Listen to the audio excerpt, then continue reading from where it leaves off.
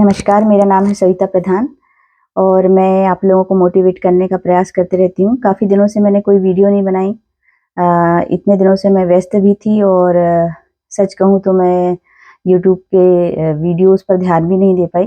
पर अभी पिछले कुछ दिनों पहले मैंने 12th फेल मूवी देखी और मेरा मन किया कि मैं वीडियो फिर से बनाना स्टार्ट करूँ, क्योंकि पिछले 3-4 महीनों से लगभग मैंने बनाना बंद ही कर दिया था। पर अब मैं कोशिश करूँगी कि कम से कम हफ्ते में 1 या 2 वीडियो मैं बनाया करूँ। तो अगर आपने ये मूवी नहीं देखी है तो सबसे पहले तो मैं रिकमेंड करूँगी कि ये मूवी ज़रूर देखें। हार नहीं मानूँगा, रार नहीं ठानूँगा।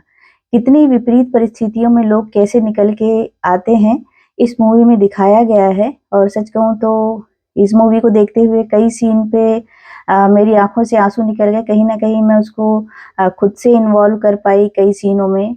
एग्ज़ैक्ट वैसे सिचुएशन मेरे साथ नहीं हुई। कई बार ऐसा हुआ कि उनकी मूवी में जो सीन थे वो मुझसे ज़्यादा बुरे थे और कई ऐसे सीन थे जो मेरे साथ भी उससे भी ज़्यादा बुरे हुआ था। उससे भी बुरी परिस्थितियों में मैंने पढ़ाई की थी। कुल मिला के ये मेरा कहना है कि जो लोग एक्सक्यूज़ेज़ देते हैं कि हमारे पास में ऐसी परिस्थिति है या ये चीज़ कम है, ऐसा नहीं है, वैसा नहीं है, इसलिए हम ये नहीं कर पा रहे, वो नहीं कर पा रहे हैं। उन लोगों को विशेष तौर से ऐसी मूवी, ऐसी परिस्थिति देखनी चाहिए कि किन विपरीत परिस्थितियों से लोग जो है निकल के आते हैं और सफल होते हैं। जिनमें सफलता की लगन होती है, जिनमें मेहनत करने की लगन होती है, वो हर हाल में सफलता अर्जित करके रहते हैं, चाहे परिस्थितियाँ कैसी भी रहें, चाहे वो आर्थिक रूप से सक्षम ना हों, चाहे सामाजिक रूप से वो बहिष्कृत हों, चाहे उन्हें अच्छी शिक्षा ना मिली हो। देखिए, मेरी जहाँ तक मैं बात करूँ, मुझे 10th में सप्लीमेंट्री मिली थी, 8th में भी सप्लीमेंट्री मिली थी। कारण मैं बताऊँ, 8th क्लास में मैथ्स के हमारे यहाँ टीचर नहीं थे और मैथ्स को रटा नहीं जा सकता है, तो मुझे मैथ्स में सप्लीमेंट्री मिली थी और सप्लीमेंट्री में एक बाहर के एक भैया थे, उन्होंने मुझे आके पढ़ाया और मैं सप्लीमेंट्री में 8th में पास हुई थी। 10th में भी वही हाल था। 10th में गाँव में मैथ्स के टीचर नहीं थे, एक ही टीचर थे, वो सारे विषय पढ़ाया करते थे, तो उसी तरह से 10th में जो है मैथ्स में लगभग सारे बच्चे फेल हो गए थे, तो मैं भी मैथ्स में फेल हो गई थी। तो 10th में मुझे भी सप्लीमेंट्री आई थी, तो 10th में मैं भी फेल हो गई थी। अब 12th में जब मैं आई साइंस लेकर के, तो वहाँ पे फिजिक्स केमिस्ट्री के टीचर नहीं थे। तो मैं फिजिक्स केमिस्ट्री में, मुझे बायो लेके पढ़ने का शौक था, लेकिन मेरी फिजिक्स केमिस्ट्री की पढ़ाई नहीं हो पाई थी, तो मुझे फिजिक्स केमिस्ट्री में भी सप्लीमेंट्री आ गई। अब आप सोचिए, 8th में सप्लीमेंट्री, 10th में सप्लीमेंट्री, 12th में सप्लीमेंट्री, और मैंने सिविल सर्विसेज पहले अटेम्प्ट में क्रैक किया, वो भी 2-2 बार मैंने पीएससी निकाली। मैं स्मार्ट सिटी की सीईओ रह चुकी हूँ, कई जगह मैं चीफ म्युनिसिपल ऑफिसर रह चुकी हूँ, नगर निगम की कमिश्नर रह चुकी हूँ, 2 बार जॉइंट डायरेक्टर रह चुकी हूँ और अभी भी फिलहाल मैं जॉइंट डायरेक्टर हूँ। तो ऐसा नहीं है कि अगर आपकी पिछली शिक्षा में कोई कमी रह गई है या आपके नंबर कम आ गए हैं या किसी भी क्षेत्र में आप असफल रह गए हैं, तो आगे भी आप असफल ही रहेंगे। कोई भी मार्कशीट, कोई भी असफलता आपकी आगे की सफलता को निर्धारित नहीं करती है। तो उन नंबरों को, उन असफलताओं को देख कर के आप ये निर्धारित बिल्कुल मत करिए और अपने मन में बिल्कुल मत डालिए कि आप आगे भी असफल ही होंगे। जिस दिन आप ठान लेते हैं कि मुझे सफल होना है, उस दिन आप मेहनत करना स्टार्ट करते हैं और जिस दिन आप मेहनत करना स्टार्ट कर देते हैं, आपको सफल होने से कोई नहीं रोक सकता।